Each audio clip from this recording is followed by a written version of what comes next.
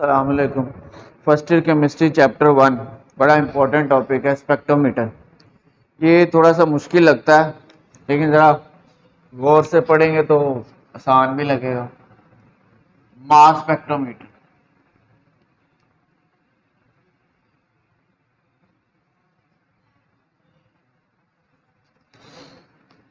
सबसे पहले डेफिनेशन है इसकी।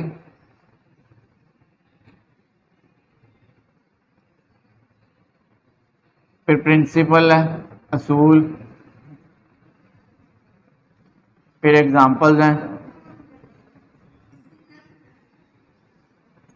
फिर वर्किंग है, काम कैसे करता है। वर्किंग में आगे फिर कुछ ना हेडिंग्स हैं। नंबर 1 पे वेपोराइजेशन,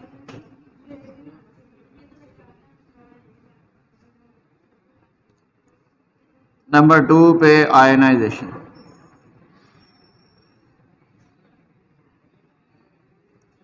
नंबर 3 पर एक्सेलरेशन,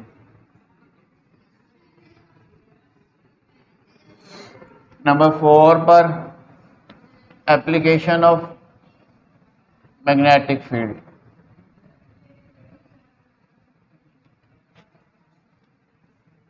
और नंबर 5 पे है electrometer,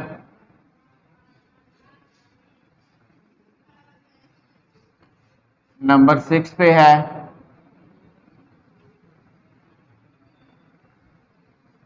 measurement of relative abundance,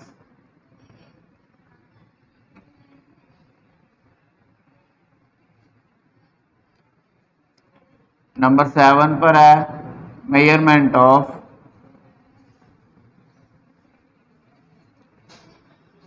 mass number.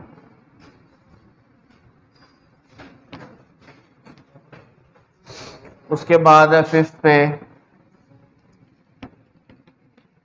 Modern स्पेक्ट्रोग्राफ्स,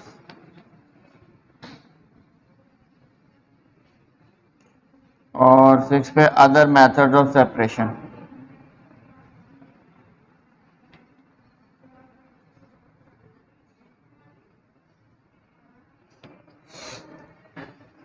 in headings में हमने मास स्पेक्ट्रोमीटर को करना है। ये मास स्पेक्ट्रोमीटर होता क्या है? कल आपने पढ़ा था आइसोटोप्स। तो आइसोटोप्स हमने पढ़ा था एक ही एलिमेंट के डिफरेंट एटम्स होते हैं, हर एटम का मास डिफरेंट होता है।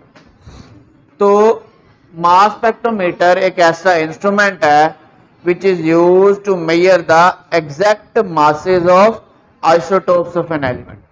एक एलिमेंट के जितने भी आइसोटोप्स हैं उनका एग्जैक्ट मास मेजर करने के लिए मास स्पेक्ट्रोमीटर इंस्ट्रूमेंट यूज होता है।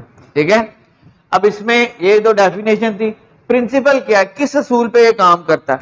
प्रिंसिपल ये है कि जिस सब्सटेंस को आपने मेजर करना है, जिसके आपने आइसोटोप्स का मास मेजर करना है, उसको सबसे पहले आप वेपोराइज करेंगे।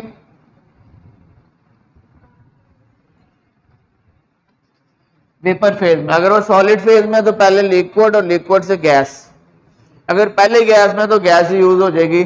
तो वेपर फेज में लेके जाएंगे, वेपोराइज करेंगे। उसके बाद आप इनको आयोनाइज करेंगे। आयोनाइज कैसे करेंगे? इन वेपर्स पर आप इलेक्ट्रॉन बीम स्ट्राइक करेंगे। इलेक्ट्रॉन बीम स्ट्राइक करेंगे तो ये इलेक्ट्रॉन यहां से इलेक्ट्रॉन्स किक आउट कर देंगे और इनको आयोनाइज कर देंगे।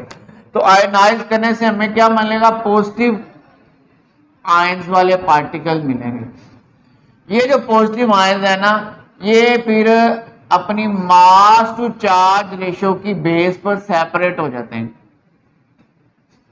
मैग्नेटिक फील्ड में। ठीक है, और फिर ये जो सेपरेटेड आयंस है ना, ये एक ग्राफ होता है जिसको प्लॉट बोलते हैं, इसको रिकॉर्डर भी बोलते हैं। रिकॉर्डर के ऊपर इस तरह सिग्नल्स की फॉर्म में या इनको हम पीक्स भी बोलते हैं, पीक्स की फॉर्म में रिकॉर्ड हो जाता है। ये ऐसा एक प्लॉट है, सिस्टम है, ग्राफ है, जिसमें एक्स एक्सिस पर हमारे पास होता है मास टू चार्ज रेशियो और वाई एक्सिस पे होती है रिलेटिव अबंडेंस यानी कि परसेंटेज।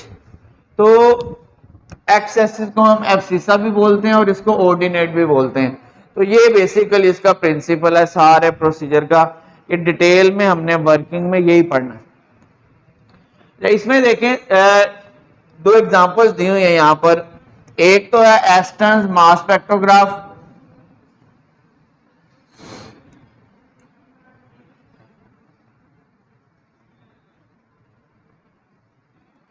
और दूसरा है डेम्स्टर्स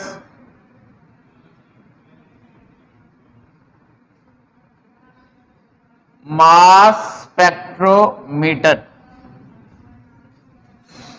तो सबसे पहले ये एस्टन साइंटिस्ट के नाम पे एस्टन मास स्पेक्ट्रोग्राफ डिजाइन किया गया था for the identification of isotopes and element on the basis of their atomic masses. जिन जिन एलिमेंट के आइसोटोप्स और उनके फिर मासेस डिफरेंट होते हैं उनको मेजर करने के लिए ये एस्टन मास स्पेक्ट्रोग्राफ सबसे पहले। उसके बाद एक और इंस्ट्रूमेंट है डेम्स्टर मास स्पेक्ट्रोमीटर। ये ऐसा इंस्ट्रूमेंट है जो कि उन एलिमेंट्स के आइसोटोप्स को मेजर करता है जो सॉलिड स्टेट में होते हैं। ठीक है, सॉलिड्स भी एक प्रॉब्लम ही आपको पता है, उसको पहले आप लिक्विड में कन्वर्ट करें, फिर गैस में, फिर आप उसको यूज करें। तो ये दो एग्जांपल थी। अब वन बाय वन अब देखते हैं ये इंस्ट्रूमेंट काम कैसे करता है। ये तो सिंपल सी डेफिनेशन या प्रिंसिपल था।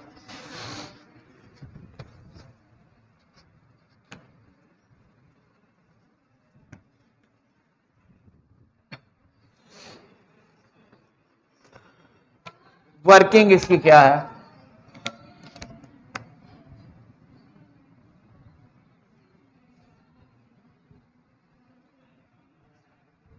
ये इंस्ट्रूमेंट है, यहां से आप गैस को इनलेट, गैस को अंदर एंटर कर रहे हैं। इंस्ट्रूमेंट गैस कौन सी है?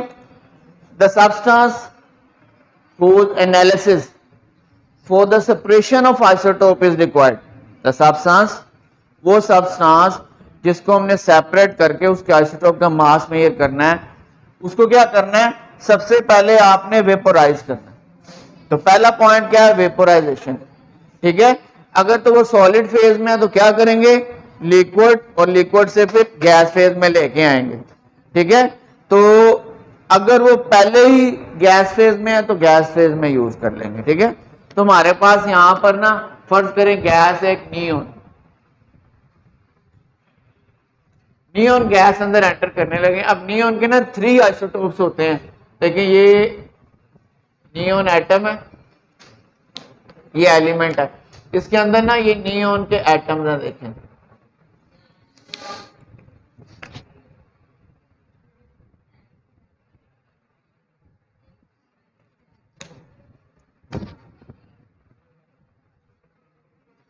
ये डिफरेंट मैंने बनाया है क्योंकि आइसोटोप में डिफरेंट एटम्स होते हैं। ये सारे इकट्ठे ही हैं। कौन कौन से नियोन में होते हैं? ये वाले, एक होता है नियोन 1020 वाला, एक होता है नियोन 1021 वाला, और एक होता है नियोन 1022 वाला। ये तीनों इकट्ठे ही हैं। ठीक है, फर्ज कर लेंगे ये जो ज्यादा वाले हैं ब्लू वाले, ये 20 वाले हैं, उससे जो कम वाले हैं ये 22 वाले हैं, और ये जो रेड वाले, और ये जो एक है ये है 21 वाला। अब इस फॉर्म में ये गैस फेज में एंटर होंगे अंदर। जैसे ही अंदर वेपराइज तो पहले ही है, ये गैस फेज में है। ठीक है, गैस या फेज वेपर, ये एंटर हो गया। उसके बाद आपने ये जो गैस है या जो वेपर्स बनेंगे ना, इनका जो वेपर प्रेशर है ना, प्रेशर वो बड़ा लो रखना आपने, प्रेशर लो रखना, ऑलमोस्ट 10⁻⁻6 to 10⁻⁷ टोर रखना। टोर आपको पता है ये एक स्मॉलर यूनिट है प्रेशर का, आपने 3rd चैप्टर में पढ़ा। 1 ATM में आपको पता है 760 टोर होते हैं, और 1 टोर का भी आप उसको ये 10⁻⁶ है, यानी कि आप उसको 10 लाख या 1 करोड़ पे डिवाइड करें तो फिर इतना बनता है। यानी कि प्रेशर आपने बहुत लो रखा है। इसकी वजह यह है कि जितना प्रेशर लो होगा ना, उतने वेपर्स या गैस की मिकदार कम होगी, अमाउंट जितनी अमाउंट कम होगी उतना रिजल्ट अच्छा आता है। क्योंकि ज्यादा होगा ना तो मॉलिक्यूल की क्राउडिंग होगी, पीक्स ओवरलैप करेंगी, मिक्स होंगी एक दूसरे में, तो हमें रिजल्ट सही नहीं मिलेगा। तो इसलिए जितना प्रेशर कम होगा उतना रिजल्ट अच्छा आएगा। तो सबसे पहला पॉइंट है वेपोराइजेशन। जो भी सब्सटेंस आपने लेना है उसको सबसे पहले आपने वेपोराइज करना है और वेपर्स का प्रेशर भी कम रखना है। वैक्यूम पंप से ज्यादा अमाउंट निकाल देंगे, बिल्कुल हल्के से थोड़े से वेपर्स रखने हैं ताकि वेपर्स का प्रेशर 10⁻⁻6 to -7 टोर तक हो। ये पहला स्टेप हो गया वेपोराइजेशन का। सेकंड क्या करना आपने, ये जो वेपर्स हैं, ये आइसोटोप, ये जो सैंपल है वेपर्स की फॉर्म में एंटर हो गया। यहां पर ना एक टंगस्टन फिलामेंट होता है और यहां पर एक पॉजिटिव प्लेट होती है, इसको हम ऐसे पॉजिटिव कर देते हैं। टंगस्टन फिलामेंट बल्ब में होता है, आम बल्ब जो होते हैं ना, जिस तरह ये वाले जो बल्ब होते हैं जो पहले चलते थे, अब भी चलते हैं लेकिन ये जरा कम हो गए हैं, ये इस तरह ना, ये टंगस्टन फिलामेंट है।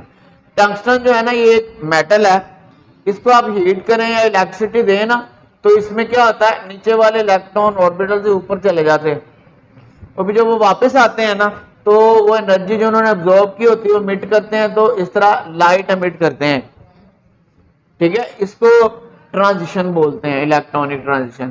तो ये लाइट भी एमिट होती है और हीट भी देते हैं साथ साथ। तो टंगस्टन ऐसी मेटल है, थोड़ी सी एनर्जी दें तो इलेक्ट्रॉन एमिट कर देता।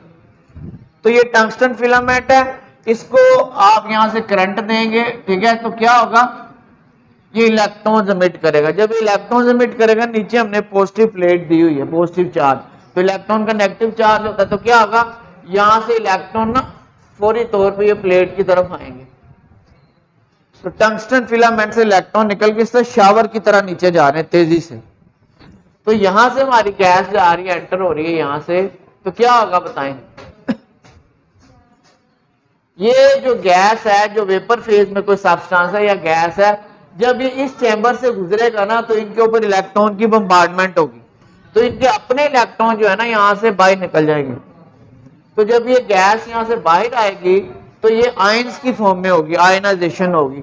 तो in this way ionization of all the atom present in the isotope will take place. अब ये आयनाइजेशन चैम्बर है, ठीक है। तो आयनाइजेशन हो गई, उसके बाद आगे जो है ना,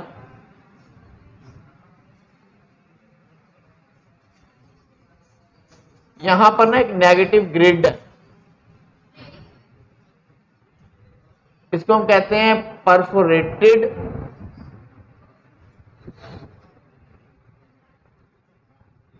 एक्सेलरेटिंग प्लेट्स।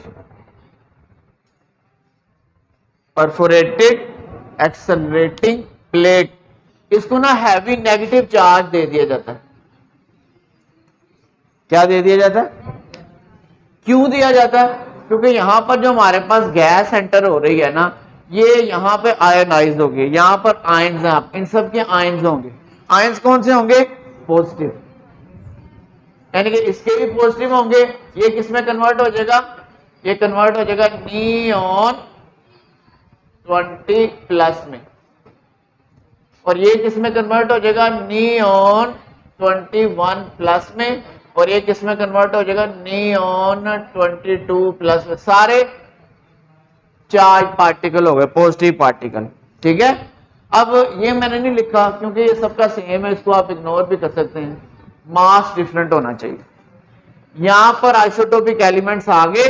अब देखिए यहां पे हमने नेगेटिव चार्ज दिया सा खासा प्लेट को, अब यहां से गैस मूव कर रही है तो ये पॉजिटिव आयंस बनेंगे, तो फौरन इस प्लेट की तरफ तेजी से जाएंगे। क्यों, क्योंकि हमने उसको नेगेटिव चार्ज दिया, और क्योंकि ये ग्रिड है, दरमियान में परफोरेशन है, वो पार्टिकल स्पीड होने की वजह से तेजी से आगे निकल जाएंगे।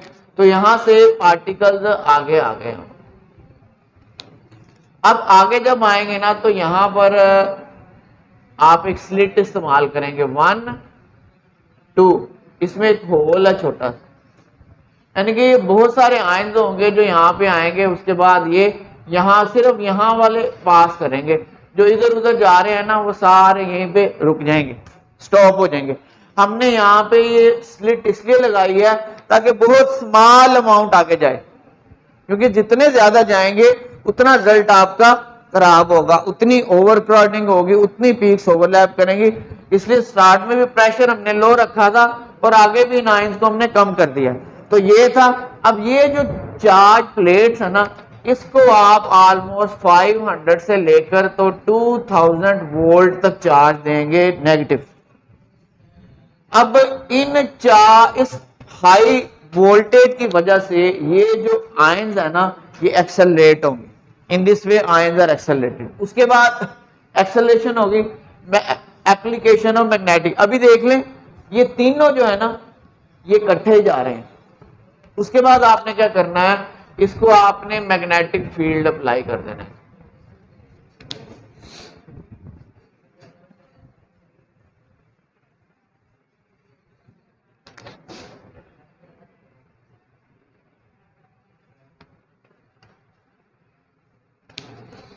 यहां पर एक ना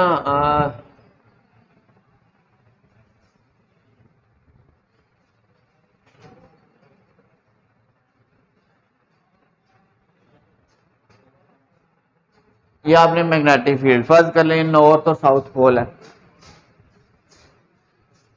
मैग्नेटिक फील्ड अप्लाई कर दिया। अब जब यहां से ये बीम आ रही है इसमें सारे ही आइसोटोप इंक्लूड हैं, 20 वाला भी, 21 वाला भी, 22 वाला भी। जैसे ये मैग्नेटिक फील्ड में एंटर होगा ना तो यहाँ पे मैग्नेटिक लाइंस ऑफ फोर्स होंगी। अब ये चार्ज पार्टिकल है, देखें इनकी चार्ज टू मास रेशियो क्या होगी। ये जो नियोन है आपके पास 20 वाला और नियोन जो है 21 वाला और नियोन 22 वाला प्लस प्लस प्लस, मास तो इनका डिफरेंट है लेकिन हमने इसकी लेनी है मास टू चार्ज रेशियो, जिस तरह स्टार्ट में हमने पढ़ा था प्रिंसिपल में। इसकी भी मास टू चार्ज रेशियो, इसकी भी आपने लेनी है मास टू चार्ज रेशियो। मास इसका 20 है और चार्ज 1 है, आंसर आया 20। मास टू चार्ज का आंसर है 20। इसका भी देखिए मास 20 है, 1 है और चार्ज इसका भी 1 है, तो ये आया 21/121 आया। इसका देखिए 22 मास है, चार्ज 1 है तो 22 आया। चार मास टू चार्ज रेशियो भी वही आ रही है और मास भी वही है, तो भी डिवाइड करने की क्या जरूरत है ना करें फिर डिवाइड, अगर चार्ज पे आंसर तो वही आ रहा है। नहीं आंसर दिया, चलिए मैं बताता हूं। देखें जब आपने फिजिक्स में शायद पढ़ा होगा, जब एक चार्ज पार्टिकल मूव करता है तो उसके इर्द गिर्द एक मैग्नेटिक फील्ड प्रोड्यूस होता है ना। अब उस चार्ज पार्टिकल को हम एक और मैग्नेटिक फील्ड के अंदर से पास करें तो उसका मैग्नेटिक फील्ड और इसके चार्ज का मैग्नेटिक फील्ड आपस में इंटरेक्ट करेंगे। इस चार्ज पार्टिकल के मैग्नेटिक फील्ड की वजह से इस पर एक फोर्स लगेगी जिससे ये सर्कुलर पाथ में मूव करेगा। तो यहां से जब ये आयंस आ रहे हैं, जैसे ही ये मैग्नेटिक फील्ड में एंटर होंगे ना तो यहां से देखिए सर्कुलर पाथ अडॉप्ट कर रहे हैं, ये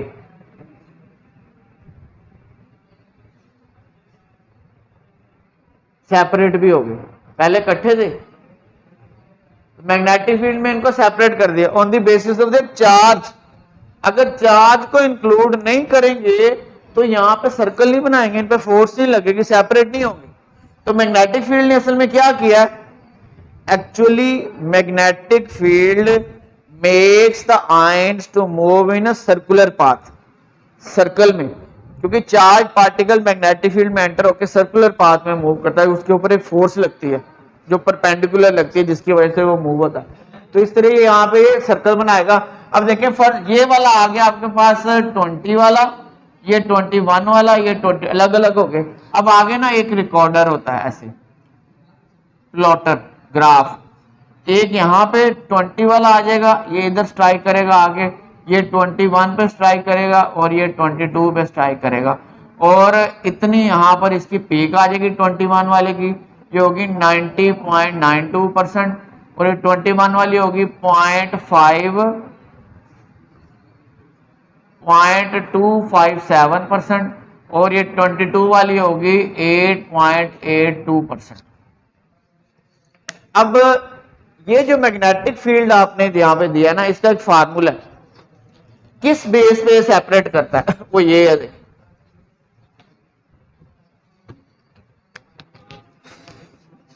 मास to charge ratio is equal to h square r square over 2e। Mass to charge ratio in isotopes की है, h है स्ट्रेंथ ऑफ मैग्नेटिक फील्ड कितना स्ट्रॉन्ग है, r है रेडियस ऑफ कर्वेचर जो यहां से सर्कल बन रहा है, देखिए ये सर्कल है, इसका रेडियस ज्यादा है, इसका रेडियस उससे ज्यादा है, क्या उन्हें को वेट करें। X square r square over 2e, e जो है स्ट्रेंथ ऑफ इलेक्ट्रिक फील्ड है जो पहले मैंने 500 से 2000 वोल्ट अप्लाई की थी, ठीक है। अब अगर एच को आप रखें कांस्टेंट, ई को इंक्रीज करें तो आर भी इंक्रीज हो जाएगा अकॉर्डिंग टू दिस इक्वेशन। तो खास मास टू चार्ज रेशो वाला कोई यहां से आइसोटोप ये इलेक्ट्रिक फील्ड इंक्रीज करने से अपना अलग सर्कल शो करेगा। देखें एक खास मास टू चार्ज रेशो आपके पास 20 आई है, इसके लिए ये सर्कल बनेगा, इसका अगर आप देखें तो रेडियस ये बनता है। जब आप ये चेंज कर रहे हैं ना तो जो इससे दूसरा होगा ना, ये वाला फर्ज करें 21 वाला, वो यहां से ऐसे सर्कल बनाएगा, उसका रेडियस ये आएगा। फिर जो 22 वाला है वो इससे भी डिफरेंट है, तो वो फिर यहां से ऐसे बनाएगा, उसका रेडियस ये बनेगा। यानी कि सबका रेडियस जब डिफरेंट बनेगा तो ये अलग अलग जगह पे जाके यहाँ पे डिटेक्टर होता है, वहां पे जाके स्ट्राइक करेंगे। अब डिटेक्टर क्या है, यहाँ पे जो डिटेक्ट करता है आयंस को, उसको हम कहते हैं इलेक्ट्रोमीटर। इलेक्ट्रोमीटर को कहते हैं आयन कलेक्टर भी, क्योंकि ये जो आयंस है ना ये यहाँ पे जाके स्ट्राइक कर रहे हैं, वो उनको कलेक्ट कर रहा है, इसलिए उसको आयन कलेक्टर भी कहते हैं। इसका काम क्या, ये डायग्राम तो आपको समझ आ गई है। मैं जरा ये रेस करने लगा थोड़ा सा यहां से। ये जो ग्राफ है ना प्लॉट, इसको मैं जरा यहां पे शो करने लगा। देखें यहां पर एक इलेक्ट्रिकल सर्किट है, ये फर्ज करें 20 वाला, यहां पर एक आइसोटोप आया, स्ट्राइक किया। अब आयन है ना, आयन जब इस डिटेक्टर पे स्ट्राइक करेगा तो छोटा सा मान्यूट सा करंट प्रोड्यूस करेगा, और करंट की वजह से इसकी इस तरह की थोड़ी सी करंट की सिग्नल आ जाएगी। फिर देखें एक आइसोटोप के बहुत सारे एटम होंगे, जिस तरह देखें ये जो 20 वाले इसके 90.9, इसकी अबंडेंस जो कल आपने पढ़ी थी 90% है, तो इसमें देखें 90% आएंगे। दूसरा आएगा इधर स्ट्राइक करेगा, वो अपना करंट बनाएगा, तीसरा आएगा अपना करंट बनाएगा, इस तरह करंट होते होते होते होते होते ये यहां तक आ जाएगा। इधर देखें 0 है, इधर 50 है, इधर 100 है, तो ये तकरीबन 90 तक आ जाएगा, 90.92%। ये रिलेटिव अबंडेंस है जो कल हमने पढ़ी थी, एक एलिमेंट के अंदर आइसोटोप की परसेंटेज। तो 20 वाले की इतनी परसेंटेज आ जाएगी, ये एक पीक आ जाएगी करंट की। 21 वाला इधर आ जाएगा और इसकी इतनी छोटी सी पीक आएगी, ये आता है 0.257%। और 22 वाले की आ जाएगी इधर इतनी सी पीक 8.82%। तो कैसे आती है, जितने आयन स्ट्राइक करेंगे उतना करंट बना देगा। तो यहां से हम देख लेंगे वो कितने परसेंट पे आ रहा है, तो हर आइसोटोप की हमें परसेंटेज भी पता लग जाती है। आगे समझ, पहले एक आइसोटोप वाले आएंगे एक एक आयन करके in the form of group, one after the other, और उसी पर वो पीक बनाते जाएंगे। जो वो हो जाएंगे तो फिर दूसरा एक ग्रुप आएगा आइसोटोप का, वो वन बाय वन स्ट्राइक करेंगे एक अलग जगह पे, क्योंकि उनका मास डिफरेंट है, मास टू चार्ज रेशियो। इस साइड पे मास टू चार्ज रेशियो है, तो इस साइड पे है रिलेटिव अबंडेंस, और मास टू चार्ज रेशियो मास भी निकाल लेते हैं हम। थर्ड वाले फिर आएंगे, थर्ड ग्रुप ऑफ आइसोटोप उसी तरह वन बाय वन स्ट्राइक करके वो अपनी पीक बना देंगे। अच्छा, ये सारा हमें देगा relative abundance of each, separate भी हो गए, अबंडेंस भी बता दी, परसेंटेज भी। उसके बाद आपने क्या करना है, इनका मास फाइंड आउट करना है। ये वाली पीक 20 पे क्यों आई, ये पीक 21 पे क्यों आई, ये 22 पे क्यों आई।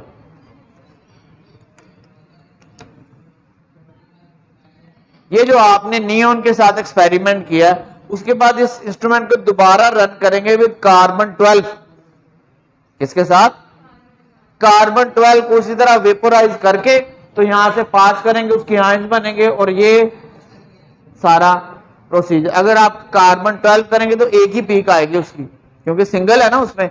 उसका जो करंट बनेगा ना, वो इसके करंट के साथ इंस्ट्रूमेंट कंपेयर करेगा, कार्बन 12 के 1/12 से कंपेयर करके वो फिर ये मास निकाल देगा। ये रिलेटिव मास क्या है, 20 आया नियॉन का, इसका मतलब है ये कार्बन 12 के 1/12 से 20 टाइम्स ज्यादा है। ये 21 टाइम ज्यादा, ये इस तरह हमें एग्जैक्ट मास भी पता चल जाता है, मेजरमेंट ऑफ मास नंबर। ठीक है, उसके बाद ये ग्राफ है, ये मैंने शो कर दिया।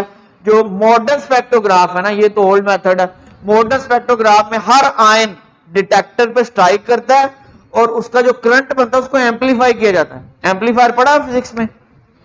देखिए ये एक सिग्नल है आपके पास, ऐसे इधर आप एम्पलीफायर लगा दें, वो इस सिग्नल को ऐसे कर देगा, यानी कि उसने एक सिग्नल को वैसे ही रखना, बड़ा कर देना। हर आयन डिटेक्टर पे स्ट्राइक करेगा, अपना करंट बनाएगा, उसका करंट एम्पलीफायर भी बड़ा हो जाएगा, तो वो फिर रिकॉर्डर पे रिकॉर्ड होगा। रिकॉर्डर पे हमें मास नंबर और रिलेटिव अबंडेंस दोनों ही मिल जाएंगे। उसके तो था हम मास स्पेक्ट्रोमीटर से कैसे सेपरेट करते हैं और मास कैसे मेजर करते हैं। उसके बाद कुछ ट्रेडिशनल मेथड है, और भी कुछ मेथड है जिससे हम किसी एलिमेंट में उसके आइसोटोप सेपरेट कर सकते हैं। उनमें एक है जी ये गैसियस डिफ्यूजन। जो आइसोटोप्स हैं उनको गैस में कन्वर्ट करके तो उनकी डिफ्यूजन करवाएं। क्या कराएं? उनके के दौड़ लगाएं, किसी प्रोसीजर से उनको हम मूव करा देंगे। जैसे 3 बच्चे, एक मोटा है, एक पतला है, उससे पतला, तीनों को 500 मीटर दौड़े, क्या होगा? मोटा पीछे, तो जो फुर्तीला वो आगे निकल जाएगा। यानी कि शुरू में इकट्ठे थे, दौड़ लगवाई तो अलग अलग हो गए, सेपरेट हो गए। इसी तरह शुरू में आइसोटोप्स इकट्ठे होते, जब डिफ्यूजन कराते हैं जो हैवी होगा वो पीछे रह जाएगा, हल्का होगा आगे नहीं, जो सेपरेट हो जाएंगे। तो gaseous diffusion, thermal diffusion, distillation, ultracentrifuge और इलेक्ट्रोमैग्नेटिक सेपरेशन और लेजर सेपरेशन, ये काफी सारे मेथड हैं जिससे हम सेपरेट कर सकते हैं। ठीक है, ये था आपका स्पेक्ट्रोमीटर वाला टॉपिक। तो ये काफी लेंथी, हमने कोशिश की है कि आधे घंटे से कम ही टाइम था, ये कंप्लीट हो गया आपका। इसमें से कोई क्वेश्चन?